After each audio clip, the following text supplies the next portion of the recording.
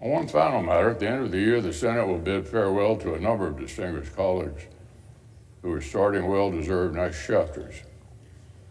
In the coming weeks, I'll single out a few of them for particular praise. It seems fitting to begin with someone whose retirement is a departure not just from the Senate, but from a long and honorable career on the national political stage.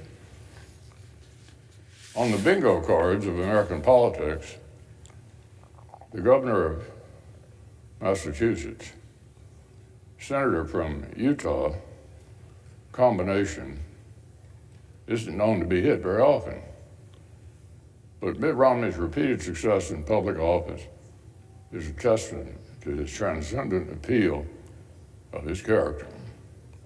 As it turns out, uncompromising honesty, earnest humility, and evident devotion to faith and family are as compelling in Cedar City as they are in Concord. Of course, a certain telegenic quality, dare I say, a presidential aura, doesn't hurt either. By the time our friend assumed the title of junior senator from Utah, his approach to life in the public eye combined the polished instincts of a professional who played to win at the highest level, and the independence and self-assurance that come only from unshakable convictions. For Mitt, the Senate was not a waiting room or a stepping stone. It was a capstone to a life in public service. And with the wisdom to discern where to devote his attention, he managed to cram more into 6 years than many colleagues fit in 12 or 18. He made himself a linchpin for bipartisan negotiations and wound up at the center of the effort that delivered major infrastructure legislation. He poured himself into worthy fights on behalf of his constituents, navigating everything from tribal politics to State Department bureaucracy with characteristic diplomacy. He called the Senate's attention more closely to the state of America's competition with China and the worthy demands of American global leadership. And he's met moments of enormous gravity with careful contemplation and utmost grace. The past 6 years will not be remembered as the Senate's quietest. Observers might have wondered what more a distinguished public servant like Mitt Romney had to prove in coming to Washington and putting up with the demands of this body. But that would be to misunderstand the way our friend has ordered his life. It wasn't about what he had left to prove, but what he had left to give. With that outlook, Mitt's been able to put even the most consequential business of public life in perspective. He reminds young visitors to the Capitol that the true currency of life is the people you love and spend your time with. He's quick to explain that his life isn't defined by the outcome of elections, and that his deepest meaning comes from his faith and his relationship with his family. It doesn't take much to recognize how earnestly he means that. For one thing, we know that joining the Senate was, at best, a different second on the list of Mitt's most significant events of the year 2019. Behind celebrating 50 years of marriage to his sweetheart Ann. And when you factor in the birthdays of 25 grandchildren and counting, even the most significant career milestone is bound to fall off the list. Frankly, if I were Mitt's Senate staff, I wouldn't worry too much about lining up my next job. A full-time grandpa to a brood as big as the Romneys is bound to need some extra hands for scheduling and advance work. Mitt and Ann's partnership is one for the history books. It's a reminder that when you spend your life with the right people, success in business or politics is just icing on the Cape. And when you ground yourself in firm beliefs, the winds of politics are easier to weather. As particularly moving him and Mitt's church instructs.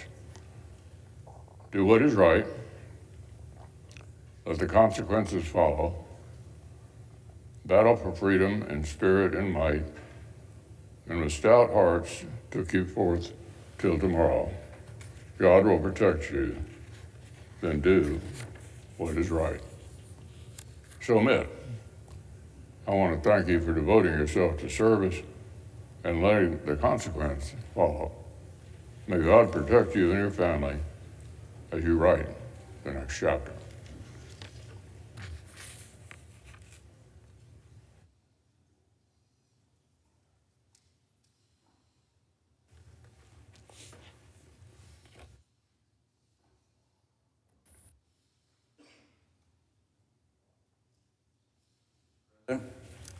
The senator from Utah. I rise today to first thank the leader for those generous comments and to mark for my colleagues the departure soon from my service here in the Senate. During my life, I have rarely been truly alone, maybe taking tests at school or running cross country or on my uncle's tractor cultivating corn.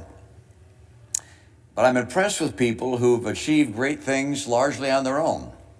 Washington commanding the Continental Army, Lincoln guiding the Civil War, Emerson in his laboratory, Edison rather in his laboratory. Not me. I have consistently been surrounded by others, usually smarter, often more experienced, always becoming friends. In business, I chose partners with skills that exceeded mine, proof of which has been their stunning success after I left. As governor, my team helped craft the health plan that insured nearly every citizen in Massachusetts. My wingman, Bob White, counseled me in business, the Olympics, and politics. My counselor, Beth Myers, advised and managed multiple campaigns and administrations. Spencer Zwick financed and helped guide almost every one of my endeavors. My Senate chiefs of staff, Matt Waldrop and Liz Johnson, built and brilliantly led an exceptional team, and with our policy directors, Chris Barkley and Stephen Newton, crafted and negotiated more legislation that became law than could possibly have been expected for a freshman senator. Mr. President, I ask unanimous consent that the names of my excellent current and former staff members be included in the record as submitted. Without objection. So my life's work has been a group affair. At its center is my wife, Ann. She is my most trusted advisor, my indefatigable ally, the love of my life for 54 married years. Our 5 sons are just as loyal and are the source of profound pride, joy, and 25 grandchildren. During my first months in the Senate, I was mostly on my own and thus mostly unproductive. And then Lisa Murkowski invited 5 Democrats to join with 5 Republicans in her home for takeout dinner. With COVID then active, we were spaced far apart, with windows open despite the winter cold. Our conjecture on how to bridge the impasse between the President and Congress on COVID relief led us over the next several weeks to dig in, negotiate, draft, and eventually see our work become the basis of law. I was fortunate to also be a part of what this team worked on that followed: the bipartisan infrastructure law, Electoral Count Act reform, gun safety legislation, marriage legislation that included religious protections. Our group was Rob Portman, Kirsten Sinema, Susan Collins, Joe Manchin, Mark Warner, John Tester, Bill Cassidy, Jean Shaheen, and Lisa Murkowski. We'd each come to Washington to enact law that would help people, and that's just what we did. We accomplished together what we could have never done alone. So I will leave this chamber with a sense of achievement, But in truth, I will also leave with the recognition that I did not achieve everything I'd hoped. Among other things, the scourge of partisan politics has frustrated repeated efforts to stabilize our national debt. Without the burden of the interest on that debt, we would be able to spend 3 times as much as we do on military procurement. 3 times as many aircraft, 3 times as many ships, 3 times as many drones, spacecraft, cyber defenses. Or alternatively, we could spend double the amount we spend on Social Security benefits every month. Our national credit card is almost maxed out, and America risks becoming debt poor. Now, my biggest surprise in the Senate has been how much I enjoy the other senators on both sides of the aisle. And the truth is that while I may not miss the Senate itself terribly much, the 10-minute votes that last an hour, the unknowable schedule of votes, the myriad meaningless votes, the absurd passion about inconsequential votes, I will very much miss you, my fellow senators. For among you are some brilliant, some entertaining, some kind and generous, and all patriotic. It's an honor to have been able to serve with you. It's also been an honor to represent the people of Utah, the state of my family heritage. What sets Utah apart is not just its beauty and vibrant economy, it is the admirable character of its people. Now, it's customary to end remarks with these words, God bless America. That has never seemed jarring or out of place to me because Americans have always been fundamentally good. From our earliest days, we have rushed to help neighbors in need, as de Tocqueville noted. We welcome the poor, the huddled masses yearning to breathe free. We've respected different faiths, as our first president confirmed to Muslims and Jews. United we stand is a fitting refrain. As the leader of the free world, our sons and daughters have fought time and again for liberty. And our treasure has buoyed freedom fighters around the globe. Like all people, we've made mistakes, some grievous, but often our mistakes have come from misguided understanding. God has blessed America because America is good. There are some today who would tear at our unity, who would replace love with hate, who deride our foundation of virtue, or who debase the values upon which the blessings of heaven depend. Now, I've been in public service for 25 years. I have learned that politics alone cannot measure up to the challenges we face. A country's character is a reflection not just of its elected officials, but also of its people. I leave Washington to return to be one among them and hope to be a voice of unity and virtue. For it is only if the American people merit his benevolence that God will continue to bless America. May he do so is my prayer.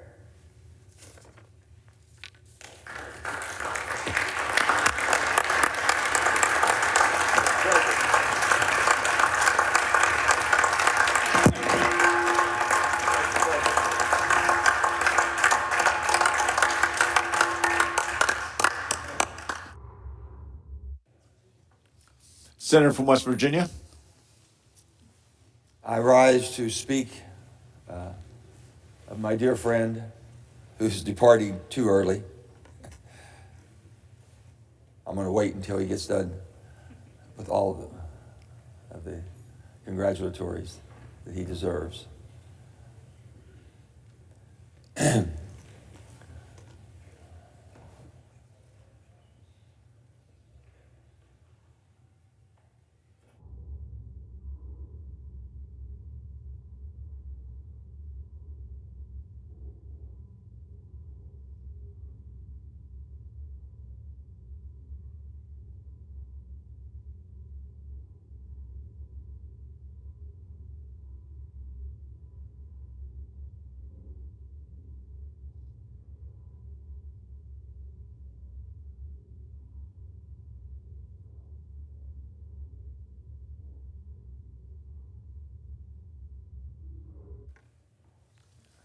Senator from West Virginia. I rise in congratulatory to my dear friend Mitt Romney, who I've gotten to know very well and became a very close friend to, with his wife Ann and their family, and Gail and I have become very close to each other and enjoyed our company. I've followed Mitt's career from afar for a long time, watching the success that he has had as he came up through the business ranks very successfully. As he came up through the business ranks very successfully, I watched that. I observed the Olympics. It was going to be embarrassing to the United States of America if someone didn't step forward and take care of the mess that got itself into. And lo and behold, Mitt Romney did that. And I was so thankful as an American, and also admiring as his skills to pull this all together, because I know it's a difficult task working with that Olympic committee.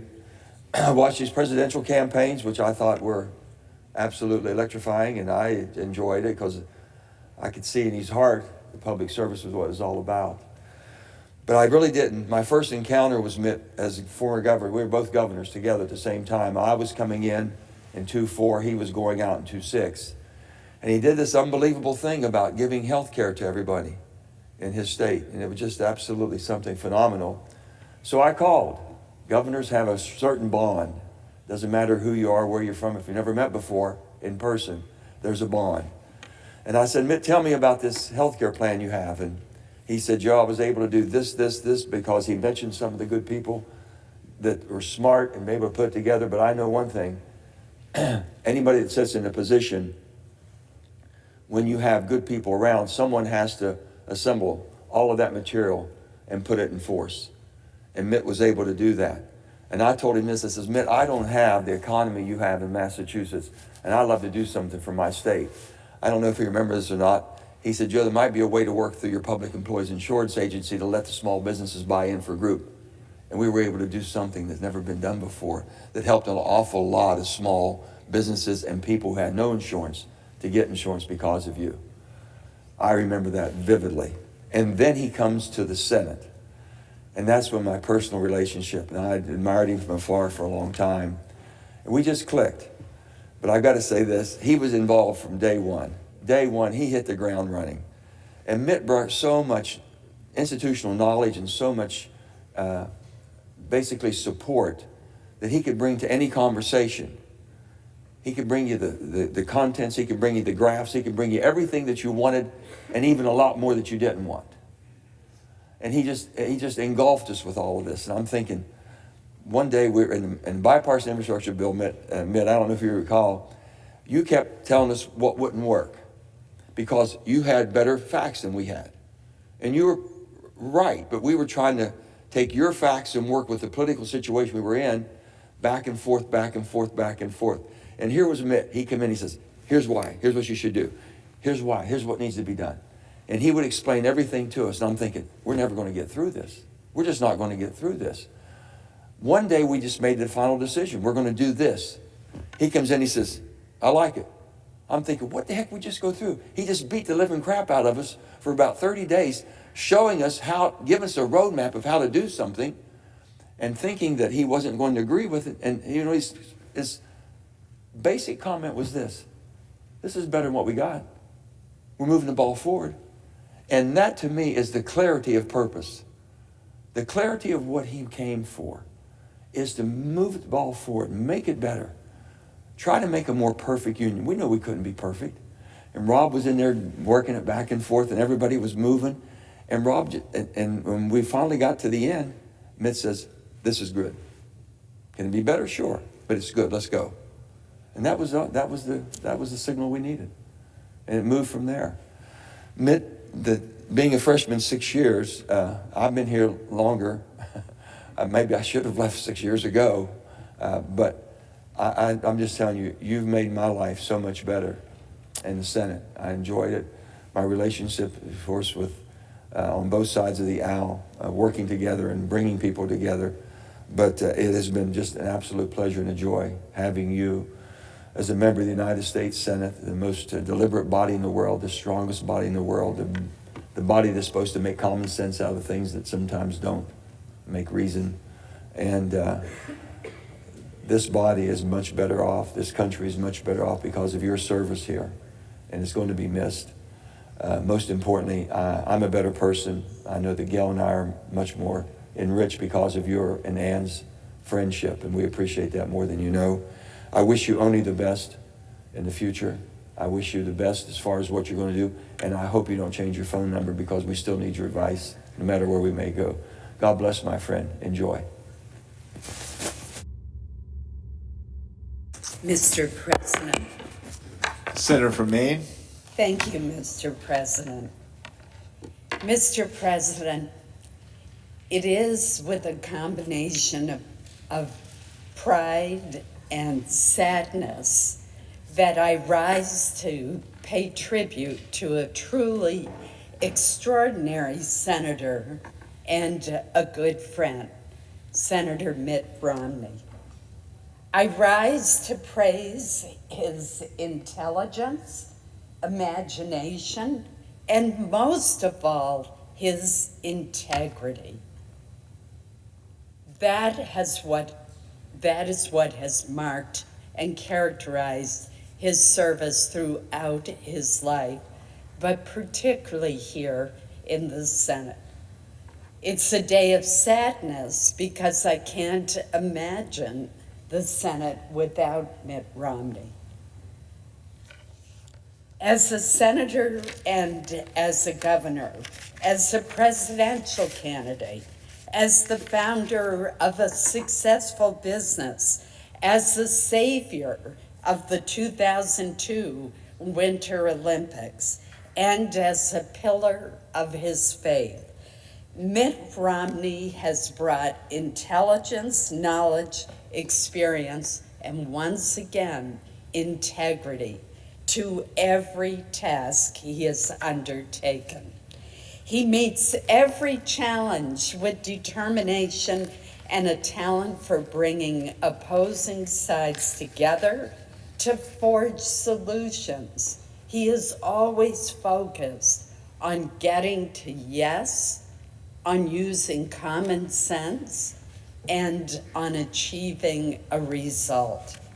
I've had the pleasure of teaming up with Mitt on so many important issues, many of which he has mentioned. He was among the group of 10 senators who negotiated the Infrastructure and Jobs Act of 2021. From transportation to broadband, the most significant investment in infrastructure since the interstate highway system in the 1950s is bringing lasting benefits to our nation. Mitt was also key in crafting the bipartisan Safer Communities Act, landmark, common sense gun safety legislation that helps to protect America's children, keep our schools safer, and reduce the threat of violence across our country while preserving the Second Amendment rights of law-abiding gun owners. Mitt's unshakable belief that the American people must have faith in our elections and that they are free and fair was evident in his countless contributions to the Electoral Count Reform Act, which ensures an orderly transition of presidential power. Perhaps most impressive, his support for the Respect for Marriage Act demonstrated his fundamental fairness by helping to ensure that millions of loving couples in same-sex marriages will continue to enjoy the freedom, rights, and responsibilities afforded to all other marriages while strongly protecting religious liberty. And I give Mitt so much credit for forging the religious liberty protections that combined with the protections for same-sex marriages, enabled the enactment of the Respect for Marriage Act. He was the one who drafted the religious liberty provisions that were so key. There are other areas where Mitt has been a key player and ahead of his time. From identifying the threat posed by Russia more than a decade ago, to pushing Congress and the administration to develop a strategy to better counter the challenge presented by China. Mitt has worked extensively on American foreign policy and national security. He has been a champion for Ukraine and a strong supporter of supplying aid to that brave country in its time of peril. Most of all, Mitt has reminded us over and over again of our $36 trillion national debt and the need to put our trust funds on solid ground.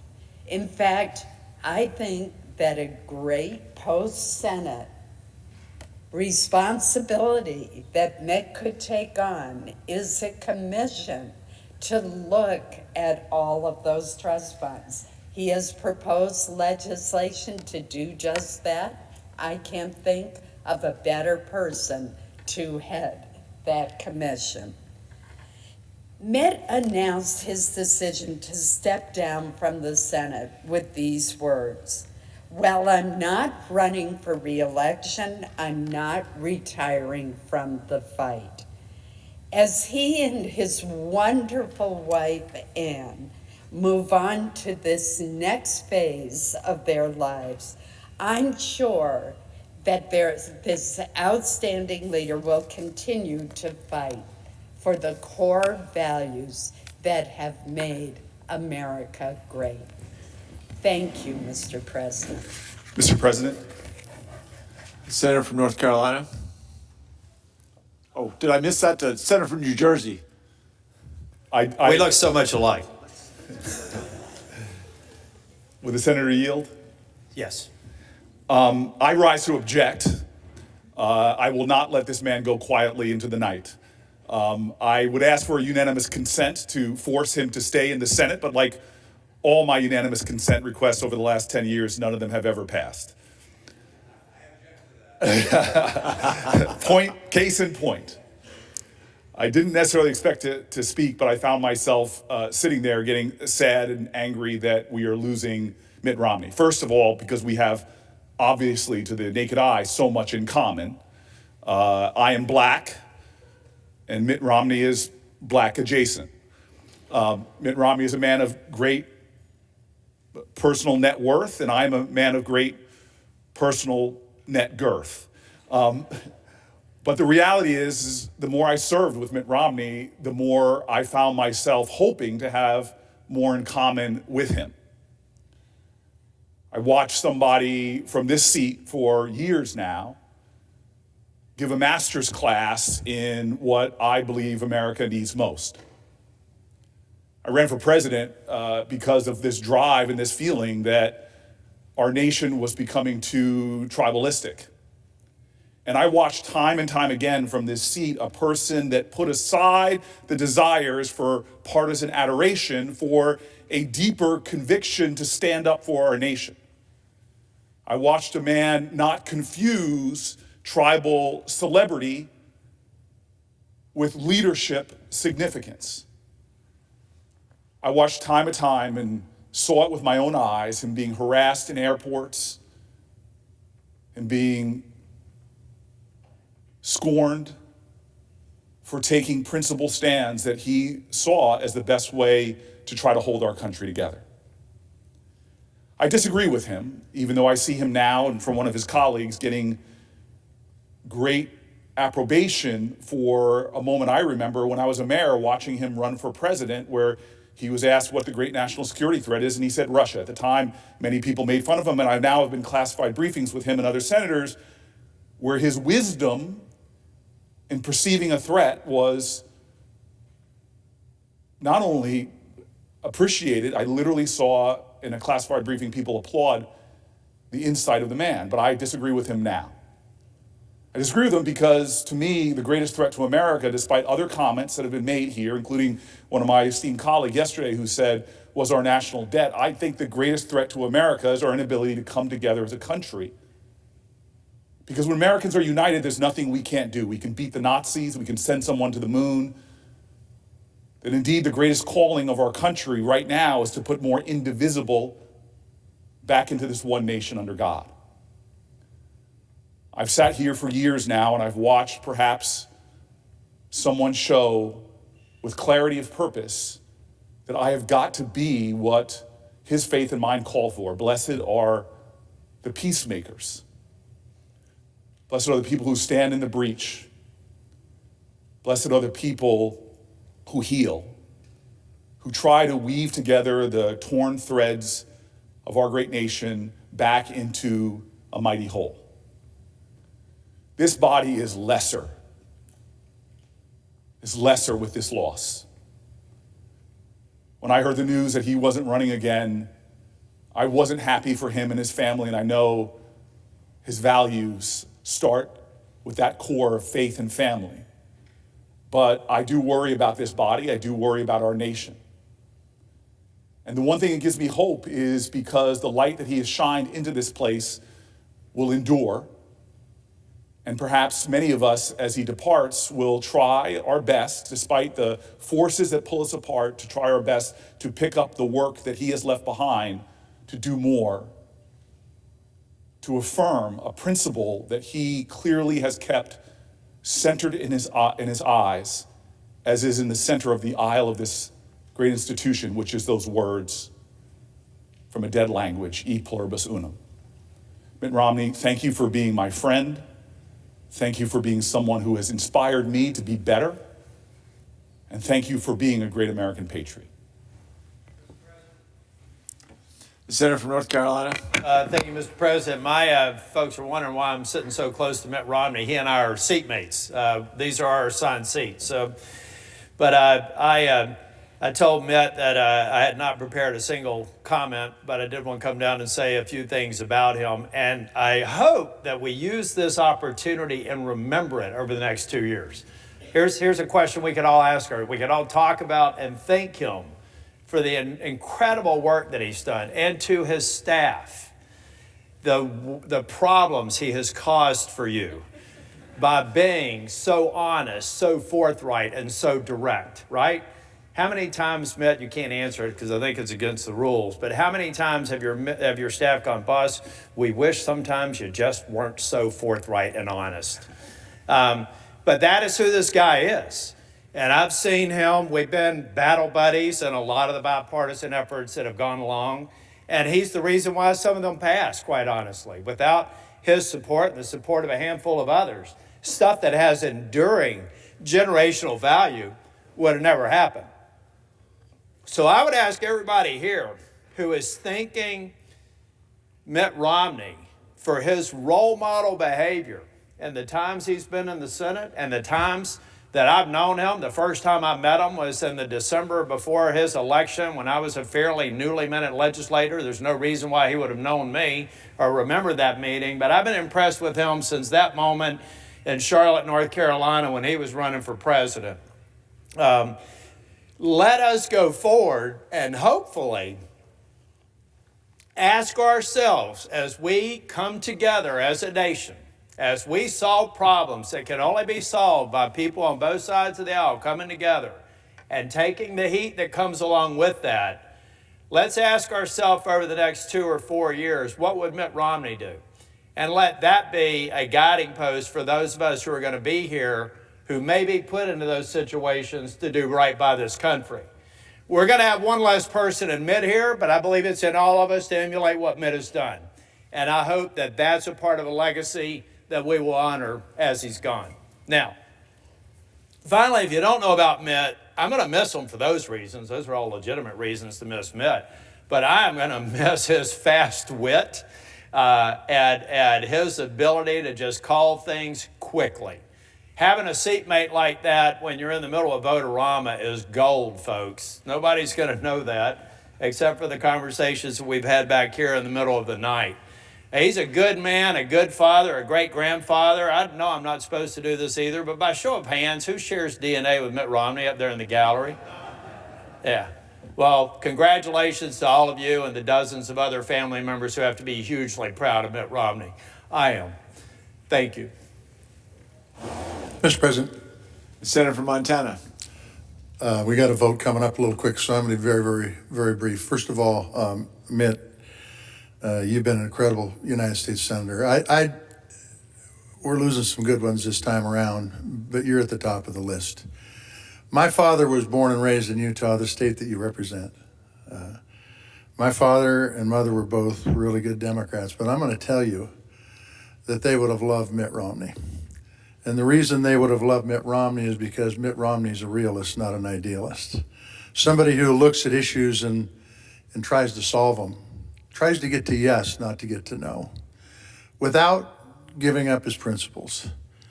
And your time here in the United States Senate, the gift that the good Lord gave to me to work with you and 8 other folks besides us on that infrastructure bill is something that I will never forget in this body. And you stood up time and time again and talked realism to all of us. And as you go out, just know that there's not a soul in here that doesn't know you're a man of faith. And I appreciate that because you exhibit that faith. You don't preach, you walk the walk.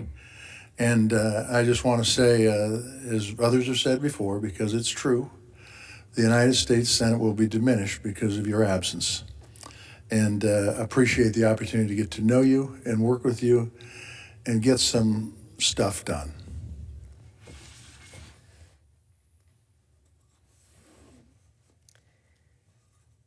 Mr. President, Senator from Wisconsin. I ask unanimous consent that the mandatory quorum call be waived.